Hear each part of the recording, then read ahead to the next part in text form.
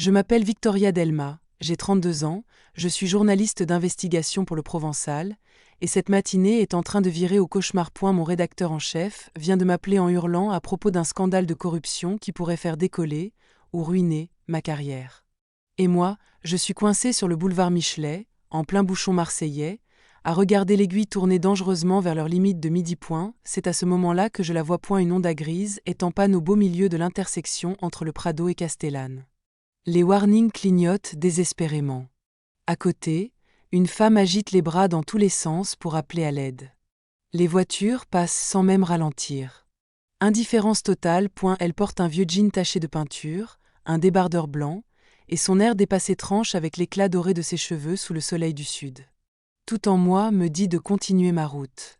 J'ai rendez-vous à l'hôtel de ville, j'ai 3 élus locaux à faire tomber, des sources à protéger, et une bombe médiatique à publier. Et pourtant, peut-être que c'est ce geste nerveux, cette mèche rebelle qu'elle repousse de son front avec obstination, qui me pousse à me garer. Problème de voiture ? Je crie en descendant en courant vers le carrefour. Elle se tourne vers moi, et bon sang, ce sont sans doute les yeux les plus bleus que j'ai jamais vus. Batterie morte. Juste là, en plein carrefour. Ça fait 20 minutes que j'attends. On va pousser jusqu'au trottoir. On se place derrière la voiture. Je compte jusqu'à 3, et on y va. À ma grande surprise, elle est plus légère que prévu. Ou alors elle, malgré sa silhouette fine, a bien plus de force qu'il n'y paraît. Ses doigts tachés de peinture se crispent sur le volant pendant qu'elle nous dirige vers un coin plus sûr. Merci infiniment, dit-elle, essoufflée. Je m'appelle Leila Perron. Victoria Delma. Je lui tends ma carte sans réfléchir. Tu veux que je te donne un coup de câble ? Déjà appelé l'assistance. Ils arrivent. Elle examine ma carte. Le Provençal ? Tu es journaliste ? Reporter d'investigation. Et là, je suis en retard pour l'article de l'année. Son sourire illumine son visage. File.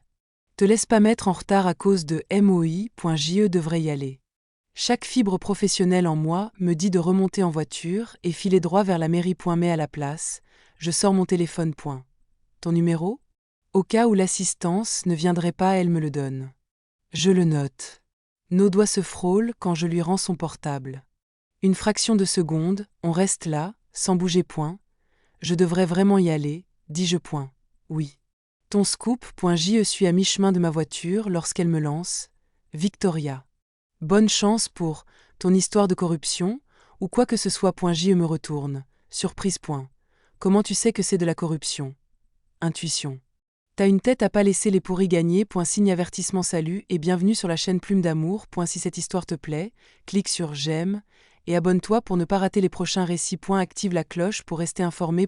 Et maintenant, dis-moi en commentaire de quelle ville tu nous regardes. Je suis curieux de savoir. Et je laisserai un petit cœur sous ton message. 20 minutes plus tard. Je suis assise dans un café du centre-ville, face à ma source principale. Mais je ne peux m'empêcher de repenser à ses yeux bleus et à ses doigts tachés de couleur. Mon téléphone vibre. Un message d'un numéro inconnu, la voiture a redémarré. Merci encore, chevalière en armure Honda. Je fixe ce message un peu trop longtemps, avant de glisser mon téléphone dans mon sac. J'ai un scandale à exposer. Un dossier qui pourrait secouer la politique marseillaise. Mais une partie de moi se demande déjà quand je reverrai ce regard azur. Le destin, parfois, commence par une batterie à plat, et une inconnue prête à déplacer sa vie au bord d'un carrefour. Ce que je ne sais pas encore, c'est que ce bref instant va tout changer. 3 jours après la parution de mon enquête, mon rédacteur débarque avec une nouvelle mission. Le scandale s'étend. Cette fois, il touche les commandes publiques d'œuvres d'art. Plusieurs artistes locaux auraient été écartés injustement de projets municipaux, au profit de sociétés sans aucune légitimité artistique. Parmi les documents d'appel d'offres, un nom me saute aux yeux. Leila Perron, souffleur de verre. Elle a postulé à 2 appels à projets pour des sculptures urbaines. Tous 2 attribués à des entreprises de BTP. Les mêmes qui font maintenant l'objet d'une enquête préfectorale. Je me dit que c'est la curiosité professionnelle. Rien de plus. Son atelier se trouve dans un ancien hangar rénové, dans le quartier créatif de la Belle de Mai. De grandes baies vitrées laissent passer la lumière du matin. Avant même d'entrer, je la vois. Elle virevolte autour d'un four incandescent, silhouette élégante et gestes assurés. Protégée par son tablier, elle travaille le verre en fusion, concentrée, presque en transe. Ne bouge pas, dit-elle sans lever les yeux. C'est une phase critique. Je m'immobilise. Fascinée.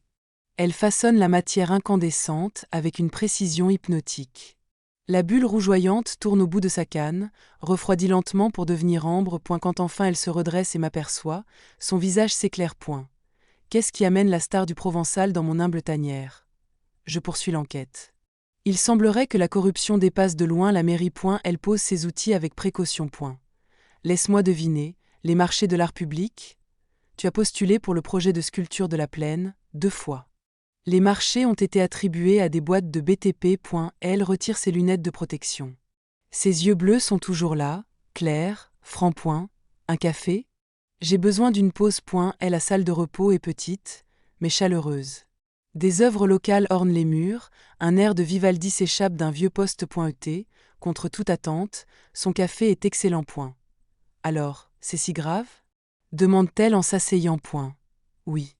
Les entreprises qui t'ont grillé sont liées à un conseiller municipal déjà mis en examen. Appel d'offres truqué, budget gonflé, le paquet. Et nous, les artistes, on aura justice? Je fais ce que je peux. C'est pour ça que je suis là. Elle me fixe, tasse en main.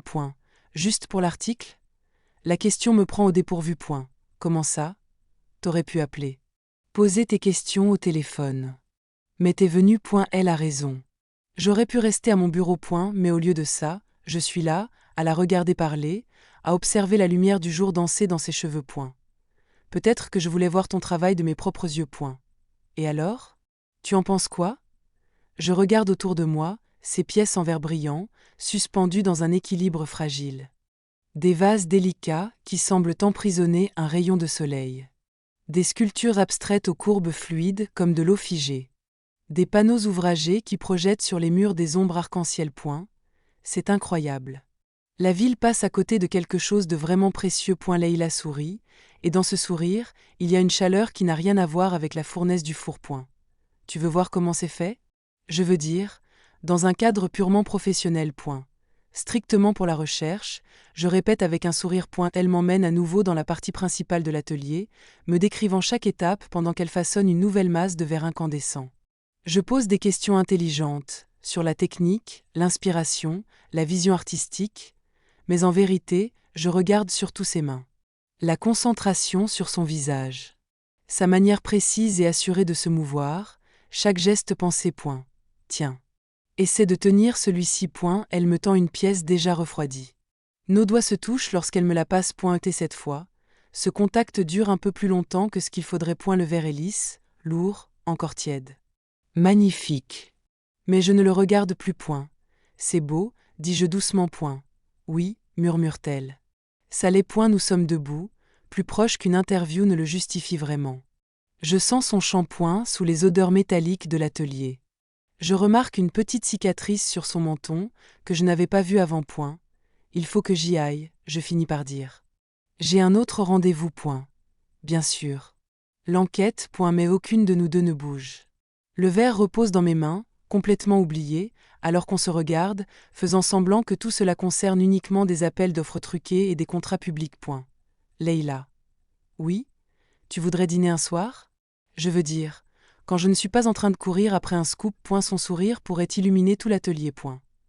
J'adorerais CA. Je lui laisse ma carte de visite, cette fois avec mon numéro personnel griffonné au DOS.ET en remontant dans ma voiture. Je me surprends à sourire bêtement en croisant mon reflet dans le rétroviseur. Peut-être que cette enquête vient de prendre une tournure bien plus complexe. Mon rédacteur est ravi de cet angle artistique. 2 semaines plus tard, je retourne à l'atelier de Leïla, cette fois avec une commande officielle, un photographe râleur et une température infernale. Le Provençal veut un dossier complet sur l'émergence de la scène artistique marseillaise.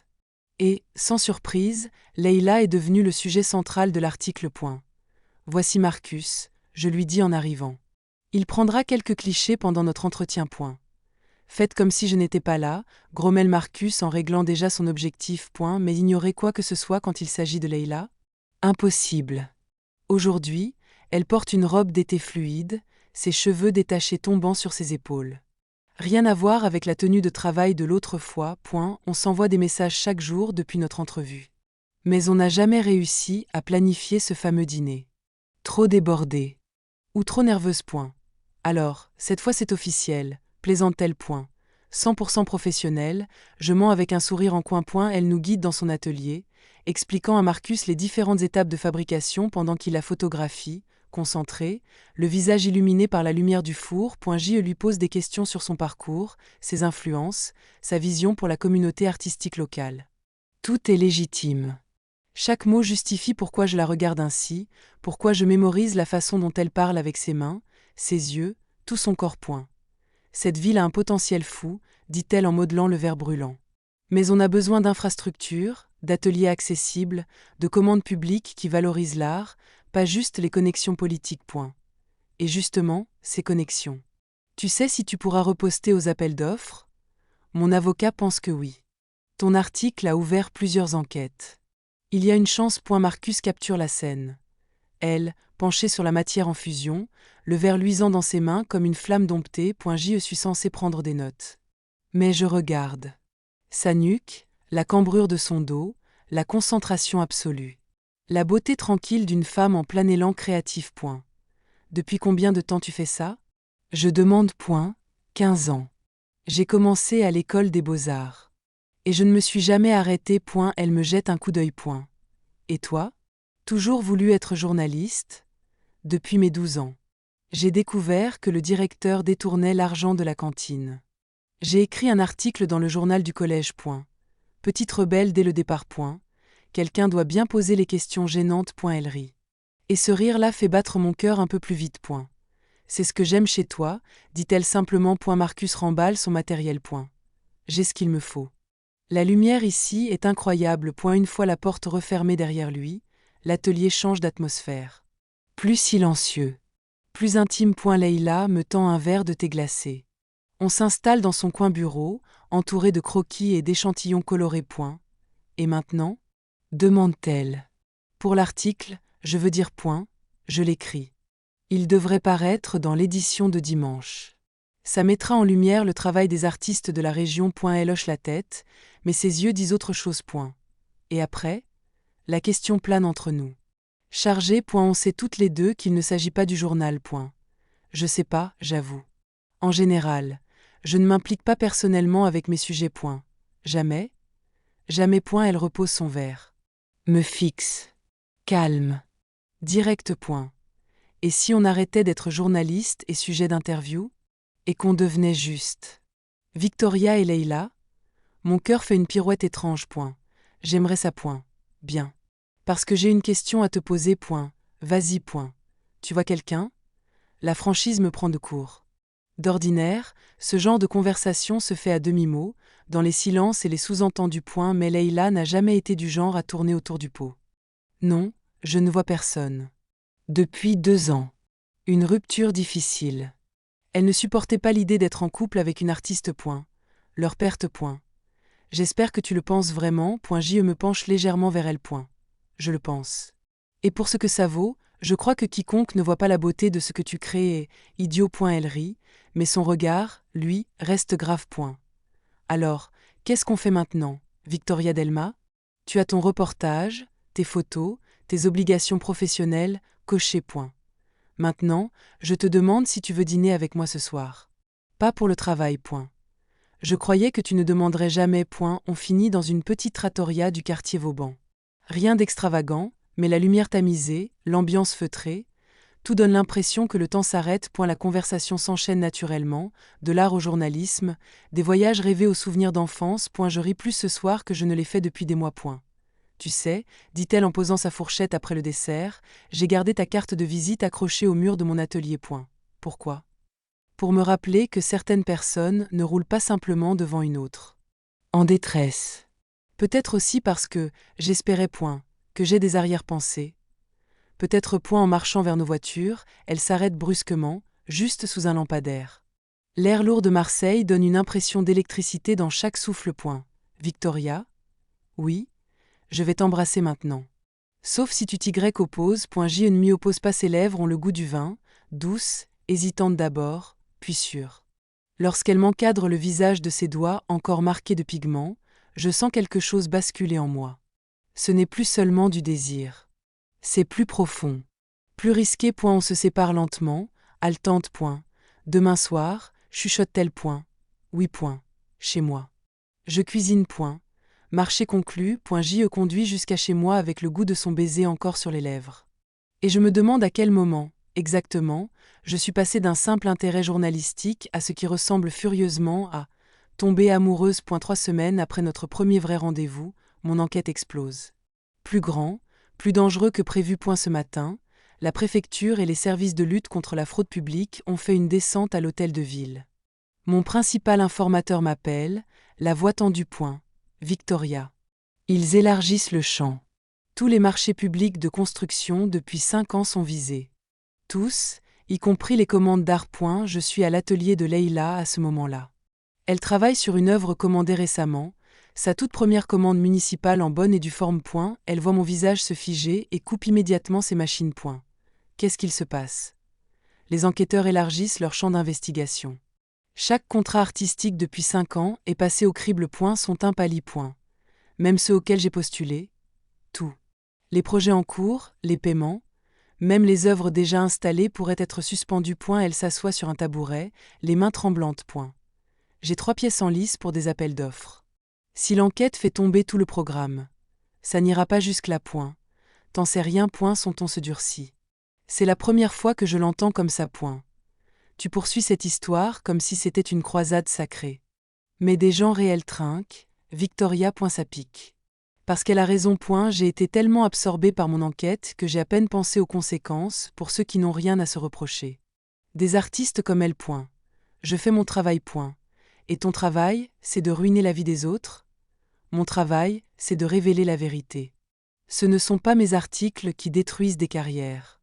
Ce sont ceux qui ont triché. Elle se lève brusquement et se met à faire les 100 pas devant la grande baille vitrée de l'atelier, qui donne sur la friche artistique. Facile à dire, quand ta carrière en profite. C'est injuste. Ah bon? Tu te retrouves en une, tu récoltes les lauriers, peut-être un prix ou un livre. Et nous, on se fait avoir 2 fois. D'abord par le système. Et maintenant, parce que ce même système va être gelé pendant des années. Ces mots me frappent plus fort qu'ils ne le devraient. Peut-être parce que, oui, j'y ai pensé, à ce prix. À ce livre. Mais j'ai aussi pensé à la justice. À ces responsables corrompus qui ont volé l'argent public. À ceux qui ont été écartés injustement. Alors, tu proposes quoi? Que j'abandonne l'histoire? Que je les laisse s'en tirer? Je te propose de réfléchir au prix humain de ton combat. On se tient à quelques mètres l'une de l'autre. L'atelier, baigné par la lumière de fin d'après-midi, semble plus lourd, plus chargé. C'est notre première vraie dispute. Celle qui révèle les visions du monde, les incompatibilités profondes. Leïla, je tiens à toi. Mais je ne peux pas compromettre mon intégrité pour qui que ce soit. Je ne te demande pas de trahir tes principes. Je te demande de te demander si tout casser est la seule solution pour réparer. Parfois, oui. Elle se retourne vers la fenêtre. Ses épaules se contractent. J'ai envie d'aller vers elle. Mais je reste figée. Mon ex disait la même chose, souffle-t-elle. Tout était noir ou blanc avec elle. Pas de nuance. Ce n'est pas à propos d'elle. Si. Parce que toi non plus, tu ne vois pas les zones grises. Tu veux exposer la vérité, coûte que coûte, mais tu ne vois pas les dégâts autour. Et toi, tu es tellement obsédé par ce que tu pourrais perdre que tu ne vois pas le tableau d'ensemble. Je regrette ces mots dès qu'ils franchissent mes lèvres. Leïla se fige. Son visage devient lisse, distant. Ma carrière. Sa voix est basse. Dangereusement calme. Tu crois que je fais tout ça pour l'argent? Ce n'est pas ce que je voulais dire. Ça fait 15 ans que je fais ce métier. J'ai survécu aux coupes budgétaires, à 2 récessions, à l'indifférence des élus. Ce n'est pas ma carrière qui m'inquiète. Ce sont les jeunes artistes qui, eux, n'auront même pas l'occasion de commencer si tout s'écroule. Et elle a raison. Je déteste CA.J et me suis laissé emporter par l'adrénaline, par les scoops, par les évidences. J'ai oublié les dégâts collatéraux. Je suis désolée. C'était injuste. Oui. Ça l'était. On se tient à peine à 2 mètres l'une de l'autre. Mais ça pourrait être des kilomètres. Un rayon de soleil tombe sur la toute première œuvre qu'elle m'a montrée. Celle qui m'avait bouleversée. Aujourd'hui, elle semble presque nous narguer. Alors, où est-ce que ça nous mène, tout ça? Je demande. Je ne sais pas, mais son regard, lui, me dit qu'elle sait très bien. Que la réponse ne va pas me plaire. Je la sens se refermer, comme on tire un rideau pour ne pas laisser entrer davantage de lumière. Se protéger, comme elle a sans doute appris à le faire après une relation qui s'est effondrée sur les mêmes désaccords impossibles à concilier. Leïla. J'ai besoin de réfléchir. À nous. À tous ces J devrait partir. Lui donner l'espace qu'elle demande sans le dire point, mais au lieu de cela, je fais un pas. Puis un autre point. Ne fais pas ça point. Faire quoi? T'éloigner parce qu'on n'est pas d'accord point. Ce n'est pas une simple divergence d'opinion, Victoria. C'est une question de valeur. De ce qui compte vraiment point. Toi. Nous. Ça compte point pendant une fraction de seconde. Je retrouve la femme qui m'a embrassée sous un lampadaire, qui m'a cuisiné des raviolis maison en me parlant de ses années aux Beaux-Arts. Mais l'instant passe. Ces murs se relèvent point. Je pense que tu devrais partir point. C'est vraiment ce que tu veux? Elle ne répond pas tout de suite. Et dans ce silence, je vois une faille. Je m'approche. Assez pour sentir ce parfum familier, mêlé au métal et à la poussière du studio. Leïla. Lorsqu'elle relève les yeux, son regard est un mélange de colère, de confusion, mais aussi d'espoir. Fugace, fragile. Je l'embrasse avant que l'une de nous ait le temps de réfléchir. Elle résiste. Une demi-seconde. Puis elle me rend mon baiser avec une intensité presque douloureuse. Comme si elle voulait y mettre toute sa frustration, toute sa peur, tout ce qu'elle ne peut pas dire. On se détache à peine. Front contre front, haletante. Ça ne résout rien, murmure-t-elle. Je sais point. On est toujours en désaccord sur des choses fondamentales. Je sais point, mais lorsqu'elle m'embrasse à nouveau, plus fort cette fois, j'ose croire qu'on peut peut-être apprendre à s'aimer même dans nos contradictions. 2 soirs après cette dispute, je travaille tard à la bibliothèque municipale de Marseille, plongée dans des archives de marché public qui remontent à plus de 7 ans. L'enquête s'étend, et j'ai besoin de comprendre les racines du système pour en exposer les ramifications. J'ignore l'heure, absorbée. C'est la voix du gardien qui me ramène à la réalité. Mesdames, fermeture dans 5 minutes. Je rassemble mes dossiers à la hâte quand un éclat de rire me parvient de la section Art et Civilisation. Leïla émerge d'entre 2 rayons, un tas de livres d'histoire de l'art dans les bras. Elle s'arrête en me voyant. Victoria, qu'est-ce que tu fais là? Recherche. Toi aussi? Je prépare une présentation pour une galerie. Elle marque une pause. On ne s'est pas parlé depuis que j'ai été odieuse à propos de ton enquête. Tu n'avais pas tort sur tout. Le gardien s'approche, trousseau de clés à la main. Allez, mesdames. Il faut sortir. On rassemble nos affaires. Mais lorsqu'il passe sa carte d'accès sur la porte de sortie, rien ne se passe. Il recommence. Puis vérifie sa radio. Système en panne. La maintenance est dessus, mais ça risque de prendre un peu de temps. Combien de temps? Je demande. Entre 20 minutes et 2 heures. Elle nous propose d'appeler quelqu'un, mais on échange un regard avec Leïla. L'idée d'impliquer d'autres personnes dans notre tension actuelle ne nous enchante pas.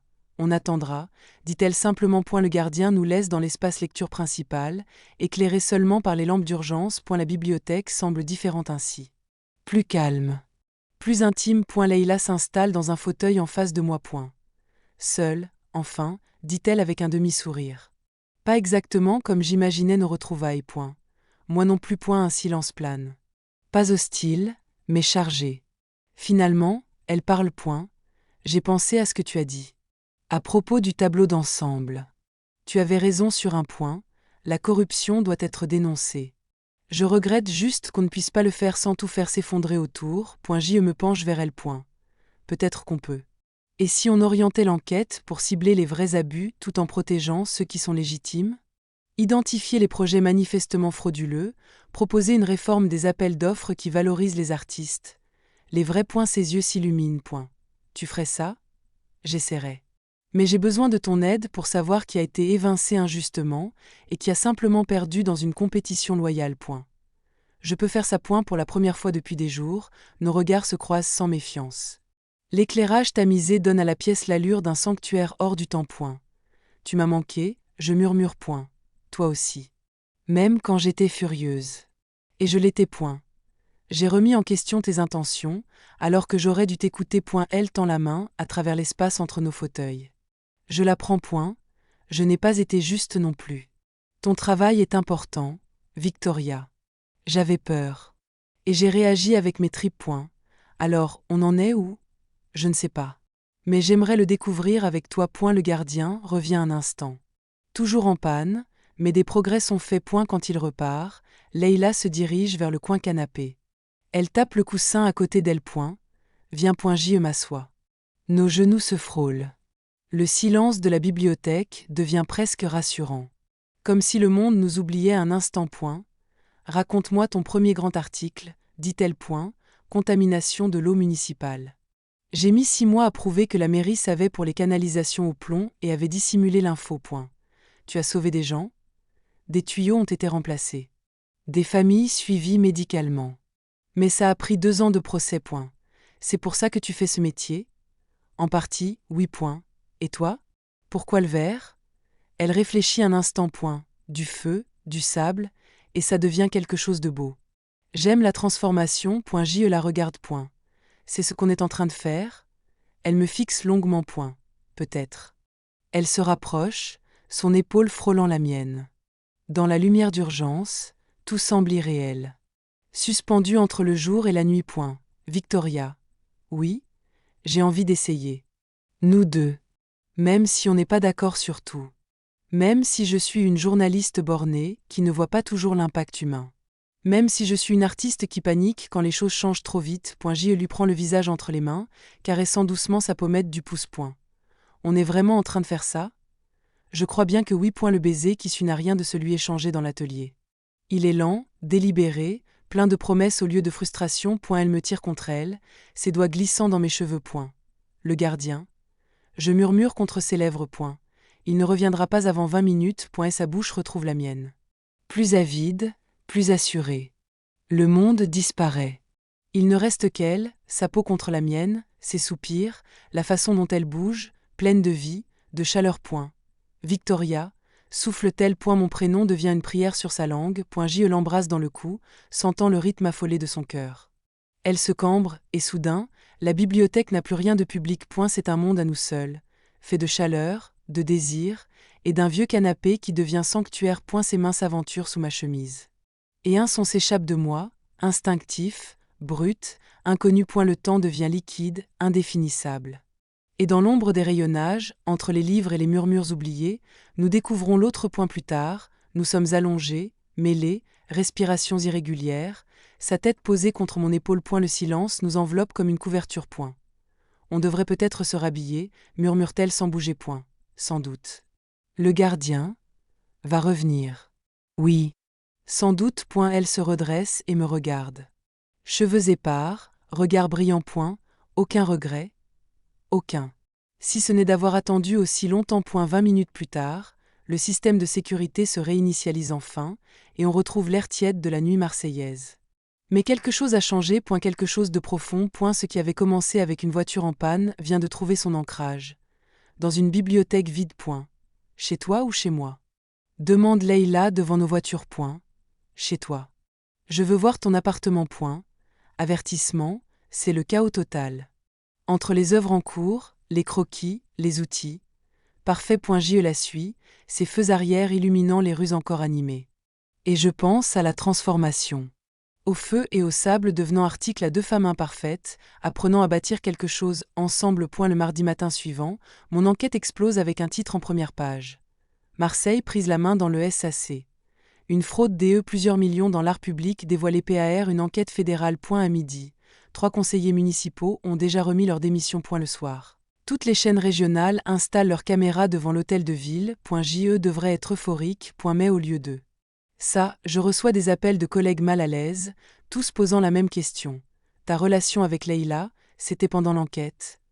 Mon rédacteur, Marc, me convoque dans son bureau. Il referme la porte derrière moi. On doit parler. Qu'est-ce qu'il y a? La chaîne 8 vient de diffuser un reportage sur toi, et Leïla Perron. Mon estomac se noue. Quel genre de reportage? Celui qui remet en question ton objectivité.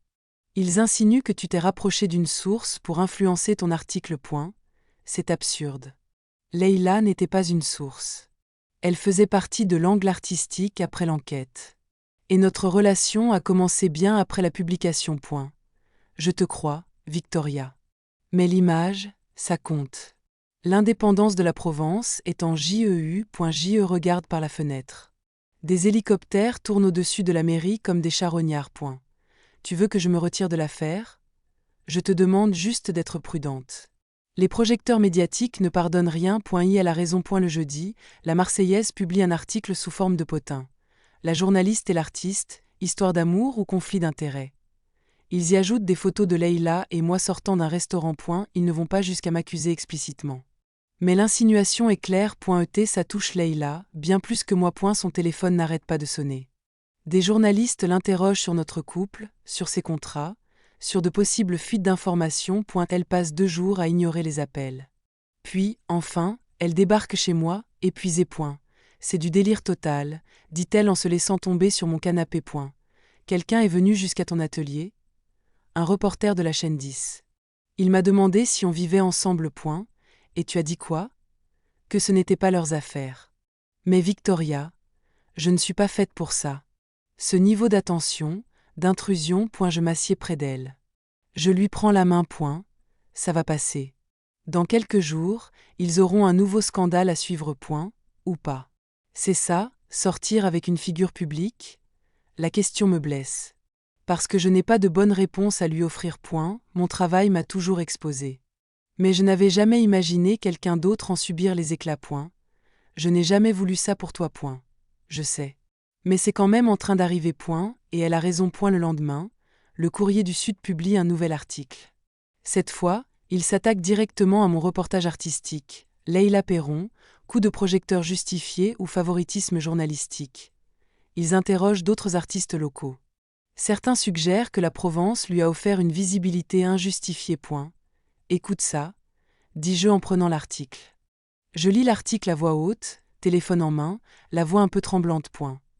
La sculptrice Maria Santos affirme qu'il est bien pratique que Leïla Perron ait été mise en avant juste avant l'explosion du scandale de corruption. Cela soulève des questions sur le timing. Maria Santos? Elle est amère depuis des années parce qu'aucune galerie ne veut de ses pièces.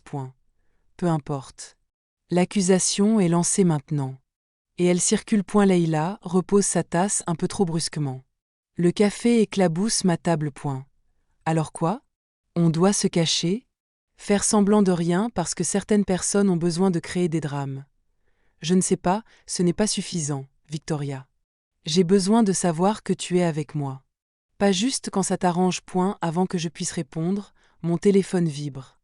Un appel d'un producteur de complément d'enquête sur France 2. Ils veulent faire un segment national sur mon enquête. Le genre d'appel qui peut changer une carrière. Réponds, dit Leïla, comprenant tout de suite l'enjeu. Le producteur est enthousiaste. Ils veulent m'envoyer à Paris la semaine suivante pour une interview. C'est tout ce pourquoi j'ai travaillé. La reconnaissance nationale, la légitimité, la grande ligue du journalisme d'investigation. Mais il y a il y a une inquiétude, dit-il. On a entendu parler de certaines complications personnelles. Une relation avec une personne interviewée dans votre série d'articles. Leïla Perron, notamment. Elle n'était pas source de l'enquête. Elle a été interviewée après, dans un article séparé sur les artistes locaux. Ça reste une situation qui prête à interprétation. On devra l'aborder dans le reportage. Quand je raccroche, Leïla me regarde fixement. Complément d'enquête. C'est pas rien. Mais ils veulent intégrer notre relation à l'histoire. Bien sûr qu'ils veulent. Elle se lève, marche jusqu'à la fenêtre. Tout est histoire, pour vous. C'est injuste. Vraiment? Ta carrière est en plein essor grâce à cette enquête, et moi? Je deviens un dommage collatéral. Tu n'es pas un dommage collatéral. Tu es la personne dont je suis en train de tomber amoureuse. Les mots sortent sans filtre. Et restent suspendus entre nous, lourds et vrais. Elle se retourne lentement. Son visage est impassible. Vraiment? Ou bien je ne suis qu'un joli rebondissement dans l'ascension de Victoria Delma, journaliste star? C'est cruel. L'est-ce vraiment? Parce que d'où je suis, j'ai l'impression que chaque moment qu'on partage est interrompu par un appel, un article, une caméra. Elle n'a pas totalement tort. Et cette lucidité me frappe au ventre. L'enquête a tout envahi. Y compris nous. Qu'est-ce que tu veux que je fasse? Que je refuse l'opportunité de ma vie? Je veux que tu te demandes ce qui compte le plus. L'article ou nous? Pourquoi faut-il choisir? Pourquoi ce serait forcément l'un ou l'autre? Parce que c'est ce que tu fais, Victoria. Toujours. C'est noir ou blanc. La réussite ou l'amour. Le scoop ou la vérité humaine. Il n'y a jamais de zone grise avec toi. Point. Et toi, tu ne vois pas que certaines choses méritent qu'on se batte pour elles? On se bat pour quoi, exactement? Le droit d'être dans les magazines People? Le privilège d'avoir notre intimité disséquée par des inconnus? Je veux protester. Mais une partie de moi comprend. On est passé de l'intime au spectacle médiatique en quelques jours, et aucune de nous n'y était préparée. Point. Tu dis quoi, alors? Que peut-être, on a été trop vite. Peut-être qu'on ne se connaît pas encore assez pour survivre à tout ça. Point. Un poids froid se glisse dans ma poitrine. Point. Tu veux qu'on arrête? Je veux prendre du recul. Réfléchir à ce qu'on est vraiment. Avant que tout le monde décide à notre place. Point. Leïla. J'ai besoin d'espace, Victoria. De toi. Des journalistes. De tout ça. Point. Elle attrape son sac, sa veste. Se dirige vers la porte avec ce calme décidé qui ne laisse aucun doute. Elle a déjà choisi. Point. C'est absurde. On laisse les autres décider pour nous. Point. Non. On regarde la réalité en face. Et la réalité, c'est que ta carrière passera toujours en premier. Point. Ce n'est pas vrai. Point. Elle se tourne vers moi, déjà la main sur la poignée. Ses yeux sont tristes. Point. Prouve dash le point ETL par point JE reste seul dans mon appartement silencieux, face à la ville. Et je repense à la bibliothèque, à cette bulle de tendresse et de lumière d'urgence. Comment ce moment si clair a pu devenir aussi embrouillé, aussi lourd? Point. Mon téléphone sonne à nouveau. Un autre producteur. Une autre opportunité. Un autre échelon à gravir. Point. JE laisse sonner. Boîte vocale. Point. Une semaine après que Leïla a quitté mon appartement, je suis noyée dans les opportunités professionnelles et la misère personnelle. Point. L'interview sur complément d'enquête s'est très bien passée. C'est politique m'a appelé. 3 maisons d'édition veulent que j'écrive un livre. Point. Mon enquête devient un exemple dans les écoles de journalisme. Point. Mais je n'ai pas eu une seule nouvelle de Leïla depuis ce soir-là. Et son silence me tue à petit feu. Point. C'est alors que les menaces commencent. Point. Et la première arrive par mail. Anonyme. Impossible à tracer. Une phrase, arrête avant que quelque chose n'arrive. Je transfère immédiatement à l'Office central de lutte contre la corruption, qui suit mon dossier. Point. J'y pense à un électeur en colère. Ou un proche d'un élu visé. Point. Mais une chose est sûre, ça ne fait que commencer. La deuxième menace n'arrive pas par email. Elle franchit le portail de sécurité de mon immeuble. Point. Une enveloppe déposée à la main. À l'intérieur, des photos de moi quittant les bureaux de la Provence et un message bien plus explicite. Leïla est mentionnée nommément. Point. Et la commissaire Sarah Martinez, de la PJ de Marseille, prend l'affaire très au sérieux. Point. On pense que c'est lié à votre enquête. Vous avez fait perdre beaucoup d'argent à des gens puissants. Point. À quel point je dois m'inquiéter? Suffisamment pour changer vos habitudes. Peut-être aller chez des amis. Évitez les routines. Soyez imprévisible. Point. JE devrait appeler Leïla. La prévenir. Lui dire que son nom circule dans ses menaces. Point. Mais je n'y arrive pas. Point. JE ne peut pas la ramener dans le chaos qu'elle essaie de fuir. Point. Alors je m'enregistre dans un petit hôtel du centre-ville, sous un faux nom. Et j'essaie de me convaincre que je ne regarde pas derrière mon épaule toutes les 5 minutes. Point. Et la troisième menace ne passe plus par les mots. Point. Un pavé traverse la vitre de mon salon. Un mot y est attaché, griffonné à la main, dernier avertissement. C'est là que je craque. Point. JE l'appelle. Point. Victoria? Sa voix est surprise, inquiète. Point. Il faut que je te parle. À propos de menaces. Point. Son ton change instantanément. Point. Quelle menace? Je lui raconte tout. Les mails, les photos, le pavé, la police, le FBI. Point. Elle ne m'interrompt pas. Mais quand je finis, un silence lourd s'installe. Point. Où es-tu maintenant? À l'hôtel.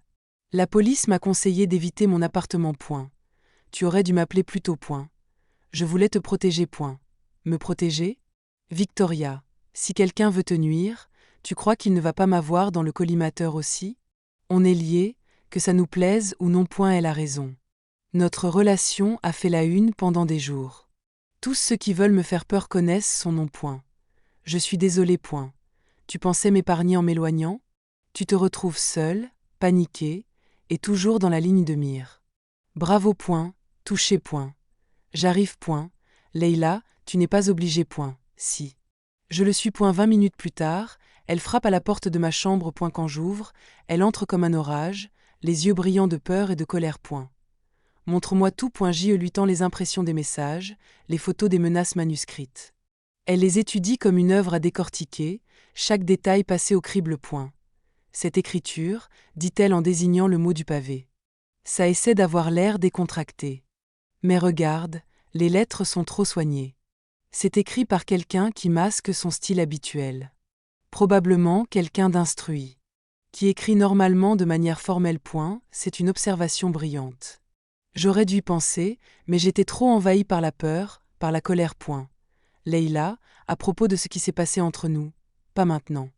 D'abord, on te garde en vie. Elle pose les lettres et me regarde droit dans les yeux. Tu avais raison sur mes priorités. Chaque fois que quelque chose d'important se passait, je mettais l'enquête avant nous. Et maintenant? Qu'est-ce que tu ferais différemment? Je respire un grand coup. Je choisirais nous. Avant l'article. Avant ma carrière. Avant tout. Même complément d'enquête? Les éditeurs? Les plateaux télé? Oui. Je ne te crois pas. Ces mots me frappent de plein fouet. Mais je ne peux pas la contredire. Mon historique parle pour moi. Alors je prends mon téléphone. Je compose le numéro du producteur de France Info, celui qui m'a appelé hier. Victoria, parfait. On veut t'avoir pour le direct de demain matin. Je peux pas, pardon. Je me retire. L'enquête est terminée. Les arrestations ont eu lieu. Mon travail est fait. Je raccroche avant qu'elle insiste. Leïla me fixe, comme si j'avais dit quelque chose d'insensé. Tu viens de dire non à la télévision nationale. À une chance de publier un livre. Tout ça, pour moi? Non. Pour nous. Parce que tu as raison. J'ai fait passer ma carrière avant tout. Et j'en suis fatiguée. Fatiguée d'être seule. Fatiguée de rater ce qui compte le plus. Fatiguée de perdre la plus belle chose qui me soit arrivée parce que je cours toujours après le prochain scoop. Victoria. Je sais que ça ne suffit pas. Je sais que je t'ai blessée. Que la confiance ne revient pas en un jour. Mais je te demande une chance. De te montrer que tu comptes plus que n'importe quel article. Elle reste silencieuse. Réfléchis. Le bruit discret de la ville monte à travers la fenêtre. Et les menaces? Tu ne peux pas les ignorer. Je ne les ignorerai pas. Mais je ne veux plus les affronter seule. C'est ce que tu veux? Qu'on affronte ça ensemble. C'est tout ce que je veux. Quand elle m'embrasse, ce n'est pas un geste impulsif. C'est un choix. Un engagement. Une reconstruction. Tu m'as manqué, souffle-t-elle contre mes lèvres. Toi aussi. Mais on a besoin de règles. De clarté. Des priorités. De la communication. De savoir ce qu'on construit. Tout ce que tu veux. Je veux un vrai partenariat. Pas juste être la petite amie qui applaudit depuis les coulisses pendant que tu brilles sous les projecteurs. D'accord. Et je veux l'honnêteté. Pas de protection maladroite. Si quelque chose me concerne, je veux le savoir. Marché conclu. Elle se recule légèrement, me regardant avec sérieux. Et Victoria. Si quelqu'un te menace, c'est nous deux qu'il menace. On gère ça ensemble. Ensemble. Je ne vais nulle part. Mais tu dois arrêter de vouloir jouer la louve solitaire. Certains combats sont trop grands pour être menés seuls. Comme pour lui donner raison, mon téléphone vibre. Un message de la commissaire Martinez. Suspect interpellé. Vous pouvez regagner votre domicile demain. Tu vois? Dit Leïla en lisant par-dessus mon épaule. Travail d'équipe. C'est ce qu'on est maintenant. C'est ce qu'on va devenir. Quand elle m'embrasse, je goûte la possibilité. La seconde chance.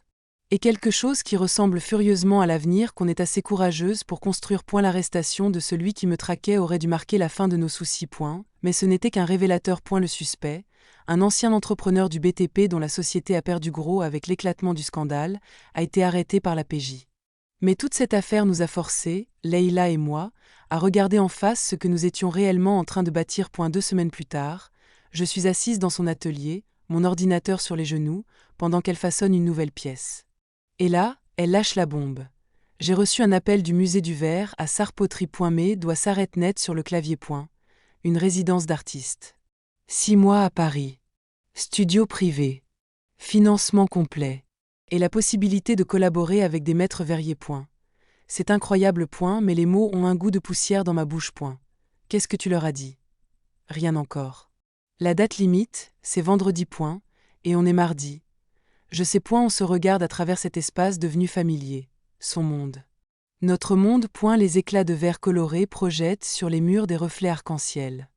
Une lumière heureuse, que je ne peux pas imaginer disparaître. Une vie que je n'arrive pas à voir sans elle, point. Tu devrais accepter, point, elle pose doucement ses outils, point. Tu crois? C'est l'opportunité d'une vie. Ta carrière? Voilà. Encore ça. Les décisions qu'on prend en fonction des carrières, point. Ce n'est pas pareil. C'est ton rêve, point. Est-ce que c'est vraiment mon rêve? Ou bien celui que tu projettes sur moi, parce qu'il ressemble au tien? Je reste sans voix, point. Est-ce que j'ai appris quoi que ce soit depuis que j'ai failli la perdre une première fois? Je veux ce qui te rend heureuse, dis-je enfin, point. Alors dis-moi de ne pas y aller, point. Quoi? Dis-moi que tu veux que je reste. Que ce qu'on construit ici compte plus que des opportunités professionnelles, point. Et ma gorge se serre, point. Je ne peux pas faire ça. Pas parce que je ne le ressens pas. Mais parce que je ne veux pas être celle qui t'empêche de rêver, point. Elle s'agenouille près de moi, pour qu'on soit à la même hauteur, point. Et si rester était le rêve? Et si ce qu'on construit ici, ensemble, valait plus que n'importe quelle résidence? Tu ne peux pas savoir tant que tu n'as pas essayé, point. Il y a beaucoup de choses que je ne peux pas savoir. Mais je sais comment je me sens quand on est là, comme ça. Regarde autour de TOI.J, regarde, point, les dîners partagés. Les matins tranquillas. Elle qui souffle le verre pendant que j'écris. Ce quotidien que je n'ai jamais connu, mais dont je ne veux plus me passer, point. Si tu restes à cause de moi, et que tu regrettes. Et si je pars, et que je passe 6 mois à regretter ce qu'on avait ici? Mon téléphone vibre. Mon contact à la mairie, point, 3 nouvelles arrestations. Dont un magistrat fédéral, accusé d'avoir réduit des peines en échange de pots d'âge de -20, point. J tend la main vers le téléphone. Je vois son visage changer. Et, dans ce regard, je comprends ce qu'elle voit. Encore une fois, le travail prend le dessus, point, alors je laisse sonner, point. C'était qui? Martinez. Des arrestations. Mais ça peut attendre, point. Depuis quand tu laisses passer un scoop? Depuis que toi est plus importante que le scoop, point. Elle me fixe, à la recherche du mensonge, point. Tu es sérieuse? Absolument. L'article attendra. Cette conversation, elle, non, point. Elle esquisse enfin un sourire, point. C'est un progrès, point. Est-ce suffisant? Je ne sais pas encore, point. Ce soir-là, on ne parle plus de Paris. On cuisine ensemble. On se promène à Malmousque, le long des rochers. Des gestes simples. Des respirations rares, point. Dans son lit, lumière de la ville filtrant à travers les stores, elle murmure. J'ai peur, point. De quoi? De partir. De rester. De choisir ça, et que ça ne fonctionne pas. Ou de partir, et de perdre quelque chose de vrai pour quelque chose de seulement possible. Point. J trace du bout des doigts des cercles invisibles sur sa peau, point. Et ton instinct? Il te dit quoi? Que je suis fatiguée de fuir les belles choses parce qu'elles ne sont pas parfaites, point. C'est ce que tu faisais? Toujours. Dès qu'une relation ou un projet devient réel, j'abandonne avant d'être déçue, point. Elle me regarde, sérieuse, point. Mais là, je suis avec quelqu'un qui a refusé CNN pour rester à l'hôtel avec moi. Quelqu'un qui apprend à nous mettre en premier. Quelqu'un qui veut continuer à apprendre, point. Elle me fixe, point. Si je reste, j'ai besoin de savoir que c'est réel. Pas juste pratique. Pas juste parce que c'est le bon moment, point. C'est réel, point. Comment tu peux en être sûr? Parce que pour la première fois de ma vie, j'ai plus envie d'écrire notre histoire que celle de n'importe qui d'autre, point. C'est pas rien, venant d'une journaliste d'investigation, point. Ce n'est pas rien à ressentir non plus, point. Le baiser qui suit une promesse. Pas un rêve. Une intention, point. Quand on fait l'amour, ce n'est pas pour se consoler. C'est pour se souvenir. C'est pour graver dans nos corps ce qu'on ne sait pas toujours dire avec des mots, point. Plus tard, elle dort contre moi. Je regarde mon téléphone. 3 appels manqués, point. Il y a quelques mois, j'aurais été déjà reparti à la rédaction. À courir après des citations. À mettre en page une chronologie, point. Mais ce soir, je serre Leïla dans mes bras et décide que le monde peut attendre jusqu'à demain, point. Le plus étrange, avec le fait de grandir, c'est que ça ne se voit pas toujours, point. Parfois, ça prend la forme d'un refus d'interview. D'une main serrée dans la nuit. D'un choix discret mais décisif, l'amour plutôt que la gloire. La construction lente plutôt que le bruit, point. Le vendredi matin, Leïla appelle le musée du verre et décline l'offre de résidence. Je suis dans la rédaction quand je reçois son message, point. J leur ai dit que j'avais mieux à faire à Marseille, point. Tu es sûr? Je réponds, point. Demande-moi ce soir, point. J le fait. Et sa réponse ne passe pas par des mots, point. 6 mois plus tard, Je me tiens dans la grande salle du Musée d'art contemporain de Marseille, entourée des premières œuvres majeures de Leïla. Sa toute première exposition personnelle, ses sculptures, en verre remplissent l'espace comme des étoiles piégées dans la lumière. Chacune raconte une histoire. De feu, de transformation, de morceaux brisés devenus entiers. Arrête de tourner en rond, dit-elle en riant, ajustant les projecteurs sur l'installation centrale. Tu me rends nerveuse. Je ne tourne pas. Je vérifie l'espace. Tu tournes. Tu es pire que moi. Elle a raison. Bien sûr qu'elle a raison. Le vernissage est dans 3 heures et je suis plus tendue qu'elle. Parce que ce soir ne célèbre pas que son article, il célèbre nous. Ce qu'on a bâti. Elle, malgré le scandale. Moi, malgré l'agitation médiatique. 2 femmes qui ont appris à équilibrer ambition et amour. Victoria Delma, France 3 Régions. Je me retourne. Une journaliste et son cadreur s'approchent. Mon ventre se noue, souvenir lointain du cirque médiatique. Mais Leïla me prend la main, doucement. On est là pour le prix Albert Londres, dit la journaliste. Comment vous sentez-vous après cette récompense ? Je cligne des yeux. Pardon ? Le comité a annoncé les lauréats il y a 1 heure. Votre enquête sur la corruption municipale. Vous avez gagné. Je la fixe. Puis Leïla. Son sourire pourrait éclairer tout le musée. J'ai gagné. Tu as gagné. Elle m'attrape dans ses bras et nous fait tourner au milieu de la galerie. Tu as gagné le foutu Albert Londres. Ironique, non ? Il y a 6 mois, j'aurais suivi minute par minute les publications, envoyé des mails stratégiques, sondé les coulisses. Ce soir, j'étais trop concentrée sur elle pour même me rappeler de la date de l'annonce.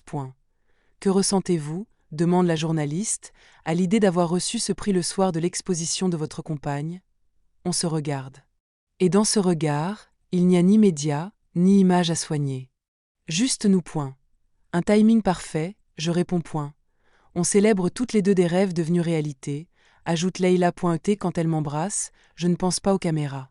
Je ne pense pas au titre. Je pense à ELL. La soirée défile dans un flou de coupes de champagne, de compliments, de mains serrées et de regards émerveillés. Des artistes, des procureurs, des journalistes. Tout le monde veut parler du prix. Mais moi, je ne regarde qu'elle. Leïla, expliquant ses pièces, sa technique, sa vision. Sa passion. Elle est incroyable, me dit la commissaire Martinez en s'approchant. L'œuvre, ou le calme face à tout ça.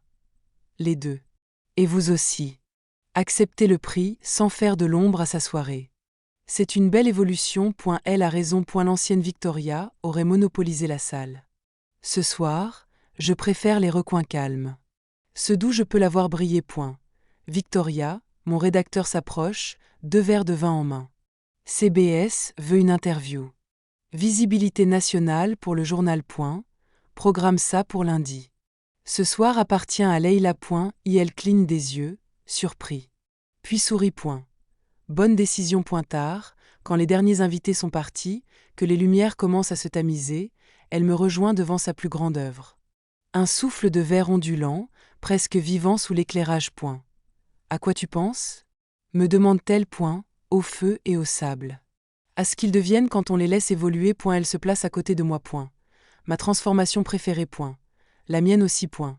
Même plus que journaliste de province devenue lauréate du Albert Londres. Surtout plus. Elle se tourne vers moi. Pourquoi ? Parce que ça, dis-je en montrant entre nous, ça, c'est de la magie. 2 femmes qui apprennent à construire ensemble. À mettre l'amour en premier sans renoncer à leurs rêves. Ce n'est pas une simple transformation. Non. C'est de l'alchimie. Victoria Delma, grande romantique. Leïla Perron, génie artistique. On fait une sacrée équipe. La meilleure. 6 mois plus tard, nous chargeons des cartons dans un petit camion, garé devant mon immeuble. Pas à cause d'un nouveau job. Pas pour une résidence. Mais parce qu'on a trouvé une maison, à Saint-Barnabé, avec un espace pour son atelier agrandi, et un coin bureau pour mes reportages. Dernier carton, dit-elle en soulevant une boîte marquée récompense de Victoria, écrite de sa main. Le certificat Albert Londres est sur le dessus. Protégé. Mais plus vraiment le trésor le plus précieux du lot. Tu es vraiment sûr ? Je demande. De quoi ? De déménager ? De fusionner nos vies chaotiques en une seule grande aventure ? De choisir nous, encore et encore, même quand c'est compliqué ? Oui. Demande-moi ce soir. Et ce soir-là, dans notre nouvelle chambre, avec les cartons encore empilés dans les coins et ses carillons de verre tintant doucement à la fenêtre. Je lui demande. Tu es sûr? De nous. De cette vie ensemble. Elle se retourne, ses cheveux blonds argentés par la lune. Victoria Delma. Je suis plus sûre de nous que de n'importe quoi d'autre. Plus que de mon article. Plus que de mes rêves. Plus que de chaque choix que j'ai fait depuis ce jour où tu as poussé ma voiture. Même quand on se dispute. Surtout quand on se dispute. Parce qu'on a appris à se choisir, même dans le désaccord. J.E. trace doucement la ligne de sa joue. Toujours étonné de pouvoir la toucher ainsi. De l'avoir gardée. Je t'aime, Leila Perron. Je t'aime aussi, Victoria. Mon Victoria. Quand elle m'embrasse, dans notre maison encore en chantier, au milieu des traces de deux vies qui deviennent une, je pense à ça, aux secondes chances. À la beauté du verre fondu. À deux femmes qui comprennent que les plus grandes enquêtes ne sont pas toujours celles qui révèlent ce qui est brisé, mais celles qui découvrent ce qui mérite d'être reconstruit. Dehors, Marseille dort. La ville qui nous a réunis continue son travail silencieux. Aider les gens à retrouver le chemin de la maison.